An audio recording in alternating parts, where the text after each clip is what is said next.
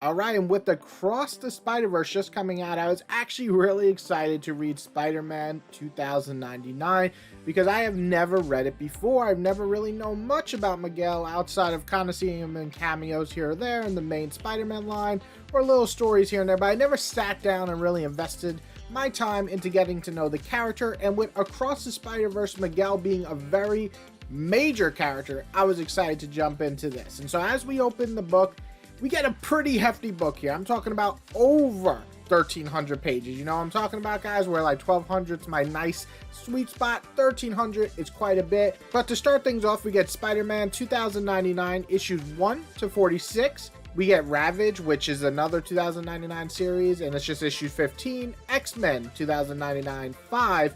Doom 2099 number 14, and Punisher 2099 13. And then we also get a Spider-Man 2099 annual and Spider-Man 2099 meets Spider-Man from just the regular Marvel Universe. So opening this book, the biggest thing that I see when starting to read this is that Miguel is not your typical Spider-Man hero. He's a smart mouth, but kind of asshole-ish main lead, but also a genius. And when he's poisoned by his boss, who makes him actually believe that he is now hooked on a drug and he can't get off it, he decides to do something drastic like inject himself with something to get rid of that. However, due to a jealous co-worker that he was mean to earlier and has been mean through their entire work experience, well, that co-worker wants a little bit of revenge, and he injects Miguel with the project that they've been working on together that gives you similar powers to Spider-Man. Except this project has killed multiple people before that because their body can't take it. So Miguel would be next in line to die due to being injected with all the powers at once, which would just put your body in overdrive and kill you. But he didn't. Instead, he morphed into a man with razor-sharp nails and teeth. He was almost vampire-like, and he was far scarier than most Spider-Man characters.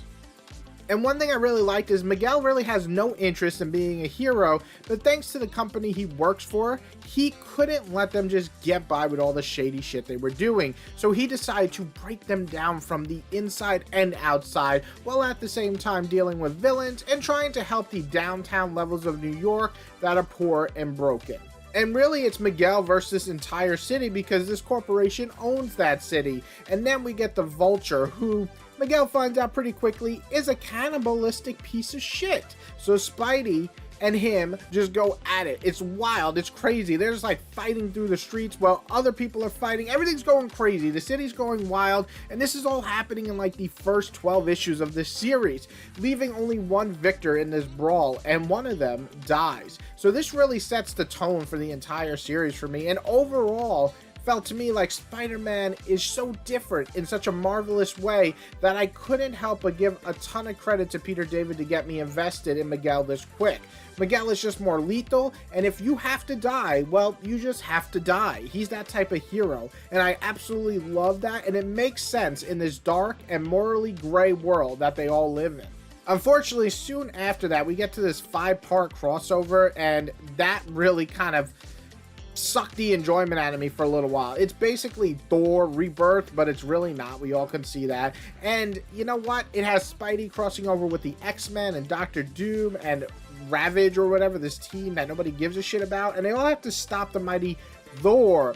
And it's all kind of silly and dumb. And besides the issues of Spider-Man and maybe Doom, the rest are pretty much horrible. Like, they're not really worth reading. You can skim through them and you still get the idea of what's happening. So this one got a little rough to get through. Luckily, soon after, we pulled back into the multiple good arcs and one-shots after.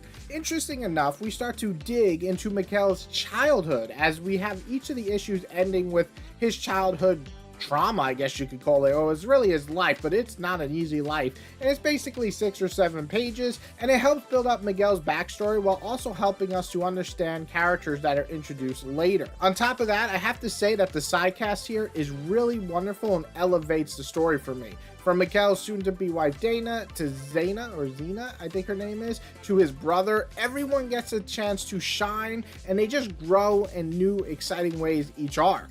Probably one of the favorite sidecast characters for me is Miguel's mother, who's both crazy but also super fun. Easily one of the best parts of the book for me, and she affects the overall plot in ways I just did not see coming, and I absolutely love that.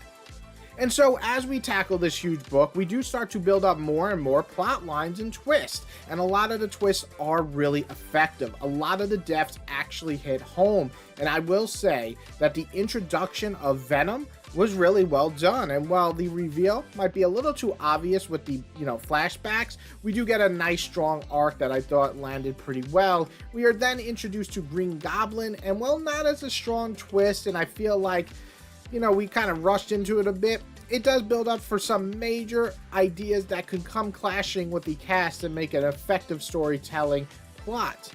But sadly, it feels like Peter David got short notice that 2099 universe would be ending, because while a few plot points wrap up, there are still like 5 or 6 that didn't. They're just left open-ended. And sadly, after this, there's not much more of 2099 till the late 2000s. And from what I understand, Miguel is stuck in the present time on those stories, not the 2099 time period.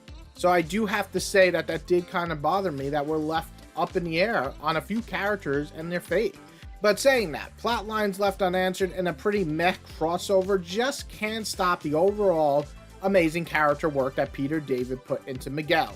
On top of that, I gotta talk about the art a little bit. As you can see as I'm flipping through this page and that page, it's freaking fantastic. And I gotta say, those first 25 issues or so that are done by Rick Leonardi, wow, so good. It just captured everything about what I loved about this tone and universe and atmosphere to the 2099 time period, on top of just having slick action from Miguel to show off his Spider character fight scenes. And then we get other artists that come later on, and some are a little iffy, but a lot of them do settle in and actually get to showcase Miguel looking pretty badass as Spider-Man, and some really cool designs, especially really like Venom. And Green Goblin was a unique design that I appreciated, but overall all these artists really made this cyberpunk-like setting work for me in ways that I just never expected.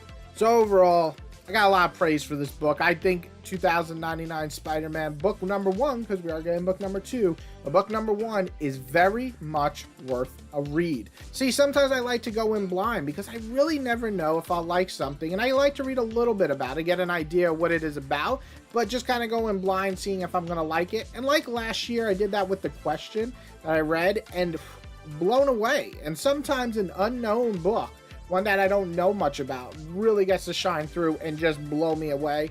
And just like The Question, Spider-Man 2099 did that for me. So I'm going to give this a 4 out of 5. And I think any Spider-Man fan should check this out. Now I got a question for you guys. If you've read Spider-Man 2099, what do you think of it? Is it one of the ones that you really enjoyed? Is it something that you just hate? Or if you haven't read this, are you planning to pick it up? And if you have no interest in this, what Spider-Man character do you love that's multiverse? I'm talking about Spider-Gwen, multiverse, Miles, Ultimate Spider-Man. I want to hear some, so put them down below. I'd love to read them, and I hope you guys like this video. If you do, of course, give that like button. That means a lot. But if you love it, hit the subscribe button. I got a lot more videos like this coming out, and everybody else, have a wonderful day.